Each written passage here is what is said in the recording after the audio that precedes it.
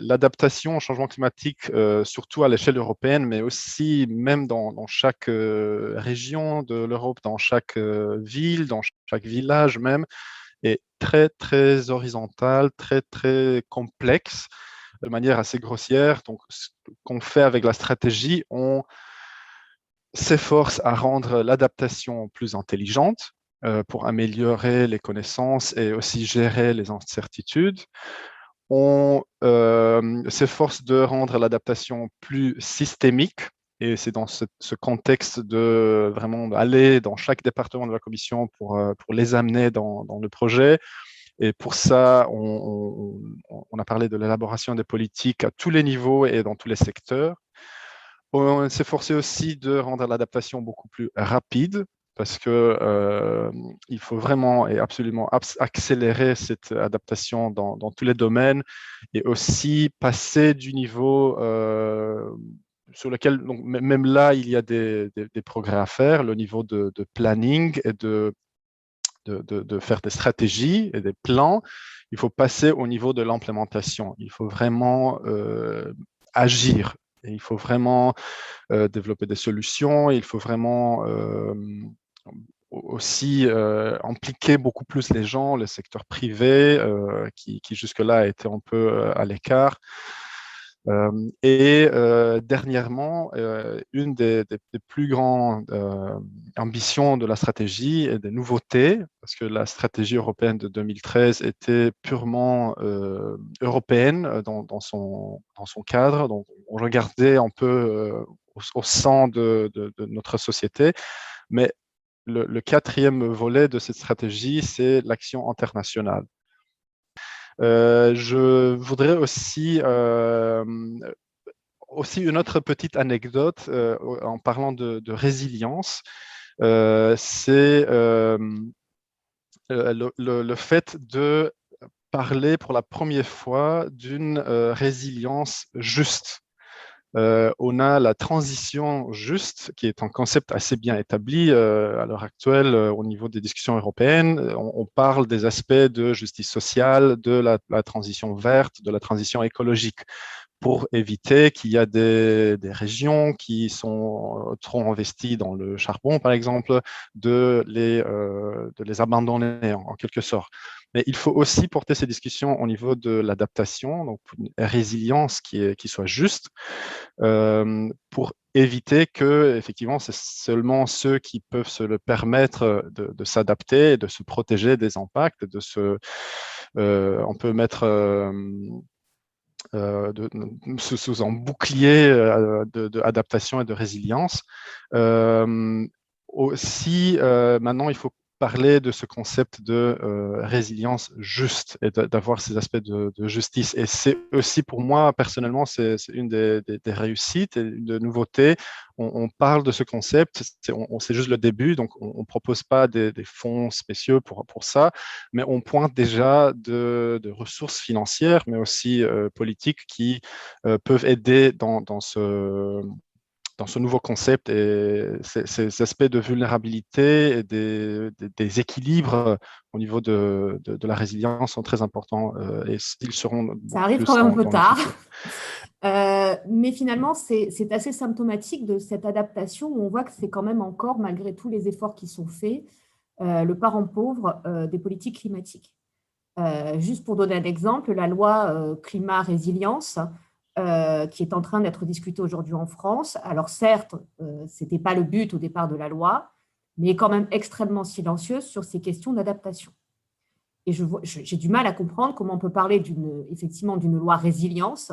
Comme, si vous me permettez juste, comme la Convention citoyenne pour le climat, puisque l'une sort de l'autre, il y a pas eu un Exactement. mot sur l'adaptation dans la Convention citoyenne pour le climat. Et c'est très intéressant parce que justement, le découplage entre adaptation et atténuation, qui était un petit peu au départ du discours de Lito, même si c'était pas, j'entends très bien que c'est, voilà, mais c'est très ennuyeux. C'est très ennuyeux parce que il est absolument nécessaire de tenir les deux ensemble. Pourquoi? Pour deux raisons. D'abord parce que tous les efforts d'atténuation qui ne sont pas faits augmentent mécaniquement les efforts qu'il va falloir faire en termes d'adaptation. Et on sait très bien aujourd'hui que l'atténuation peut devenir un prétexte pour ne plus engager les démarches nécessaires en termes d'adaptation.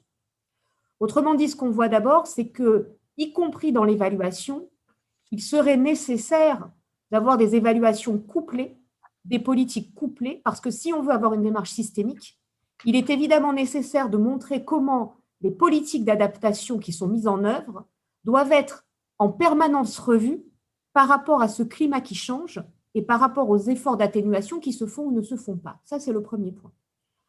Le deuxième point, c'est que l'adaptation, alors Guillaume Simonet l'a très bien montré dans ses travaux, hein, l'adaptation n'est pas quelque chose qui est déconnecté des territoires et des sociétés et qui serait uniquement une réponse par rapport à des impacts climatiques. Or, effectivement, le problème aujourd'hui, c'est que nos sociétés sont en train de devoir s'adapter à des changements très rapides et très brutaux qui sont liés effectivement aux mutations climatiques et à tous leurs impacts systémiques, mais qu'elles doivent aussi faire face à d'autres menaces et d'autres risques et d'autres pressions qui n'ont pas grand-chose à voir avec le climat. Et donc, derrière, évidemment, c'est cette capacité des sociétés à absorber le changement et à se transformer, et dans le cadre du climat, effectivement, à se transformer pour répondre d'une part aux impacts du climat, mais également à l'atténuation. Parce qu'en réalité, l'atténuation demande une transformation structurelle. Et donc, cette idée de systémique, elle est, à mon sens, assez absente des stratégies.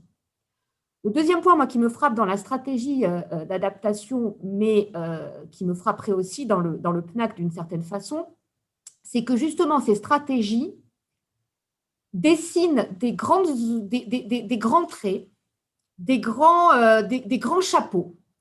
Mais à l'intérieur, moi, j'ai du mal à voir comment est-ce qu'on va évaluer tout ça. Il manque probablement une évaluation de tous les outils qui existent déjà sur les territoires et dans les sociétés et qui mettent en place déjà des mesures d'adaptation. Il y a des termes dans cette stratégie qui sont extrêmement intéressants que j'ai relevés. Par exemple, la question de la préparation, preparedness.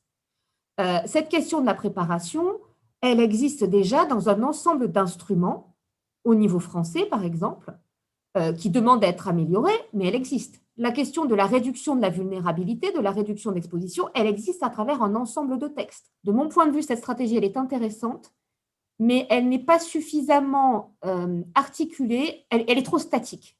Elle manque d'une vision dynamique. Et quand vous dites, on va avoir un temps d'évaluation tous les 5 ans, je suis désolée, mais tous les 5 ans, ça veut dire que d'ici 10 ans, la stratégie, elle est revue une seule fois. C'est trop tard. C'est trop tard parce que, et on le voit avec la crise Covid, on a des récurrences d'événements et d'instabilité qui justement fait qu'il faut une évaluation précise avec des objectifs précis qui seront revus et que l'adaptation doit être exactement soumise aux mêmes instances d'évaluation que l'atténuation. Il y a 2 points que j'aimerais quand même souligner dans la stratégie que je trouve extrêmement pertinents. Le premier, la stratégie parle d'une idée que moi je trouve vraiment forte, c'est de dire que l'adaptation n'est pas simplement un coût. Et là, je pense qu'on est vraiment dans cette continuité d'expliquer, et ça c'est très, alors en France ça a un sens très particulier, mais que comme le risque, la catastrophe n'est pas du tout quelque chose de forcément négatif. Ça peut être aussi une opportunité à condition de se préparer en avant, et c'est ça le Build Back Better. Et donc l'idée, et c'est à mon sens un petit peu ce qui manque dans cette stratégie, c'est la difficulté à poser les articulations d'une gouvernance multi-acteurs et multi-échelles qui redonnent leur place aux États, à l'Union bien sûr, en termes de définition des grandes orientations et en termes aussi d'accompagnement et de soutien au territoire, qui manque effectivement dans certains cas de compétences techniques, qui manque de financement, qui manque de ressources humaines, parce qu'il est trop facile de faire peser en bout de chaîne la responsabilité sur des territoires qui ne sont même pas forcément responsables de ce qui est en train de leur arriver.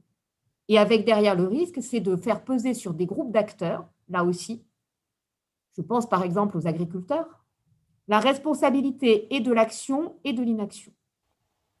Et par exemple, Alors, un deuxième point qui a été soulevé, bon, qui est commun aux deux, c'est l'inclusion de l'adaptation dans toutes les politiques sectorielles, que ce soit au niveau Europe ou au niveau France. Alors, comme disait Paul Vergès, alors Paul Vergès était le premier président de l'ONERC, malheureusement décédé. Alors lui, il aimait à dire que quand toutes les politiques incluraient de l'adaptation, il n'y aurait plus de nécessité d'avoir une stratégie d'adaptation au changement climatique ou un plan d'adaptation au changement climatique, hein, que ce soit au niveau européen ou que ce soit au niveau français. Mais je pense on en est loin encore de là. Je pense que, et bien sûr, à cause des difficultés qu'on peut rencontrer pour inclure donc l'adaptation dans toutes les politiques sectorielles. Alors, peut-on vraiment légiférer sur l'adaptation, sur la résilience? Est-ce qu'on peut le faire? Est-ce qu'on doit le faire? Bon, il y a déjà eu quelques tentatives, hein, puisque je vous rappelle que dans la loi NOTRe parue en 2015, les régions ont obligation d'avoir un SRADET, hein, donc un schéma régional d'aménagement et de développement durable et d'égalité des territoires, et dans laquelle donc on a à la fois la transition écologique plus au point de vue atténuation, mais aussi l'adaptation au changement climatique, hein, qui sont dans les thèmes transversaux des SRADET. Et ça, c'est donc complété aussi par donc la LTECV, loi transition énergétique, la croissance verte, qui oblige aussi donc au niveau plus territorial, au niveau des communautés de communes, donc d'avoir des PCAET, hein, des programmes d'action énergie et climat, pour l'atténuation, mais aussi pour l'adaptation du territoire aux impacts du changement climatique. Donc même si on a très peu de choses qui vont être présentes, effectivement, comme ça a été dit par Magali, dans la future loi climat et résilience, puisque le mot résilience a été rajouté à la loi climat, c'est sûr qu'il y aura, enfin moi j'ai noté qu'il y aurait 2 mesures d'adaptation sur les 69 articles qui constituent cette loi, 2 mesures qui, alors j'ai du mal à les retrouver d'ailleurs. J'en ai trouvé une sur la restauration des écosystèmes naturels. Alors là, on est plus proche, on va dire, des solutions fondées sur la nature, hein. Alors que ce soit des solutions d'adaptation fondées sur la nature, mais aussi des solutions fondées sur la nature aussi pour l'atténuation, hein. Là, on a vraiment les deux côtés qui sont présents. Et un article aussi sur le recul du trait de côte. Alors, est-ce que c'est de la résilience? Est-ce que c'est de l'adaptation? Là, l'impact du changement climatique sur le recul du trait de côte n'est pas toujours très bien connu, hein. Il y a beaucoup d'autres influences que la montée du niveau des mers sur le recul du trait de côte.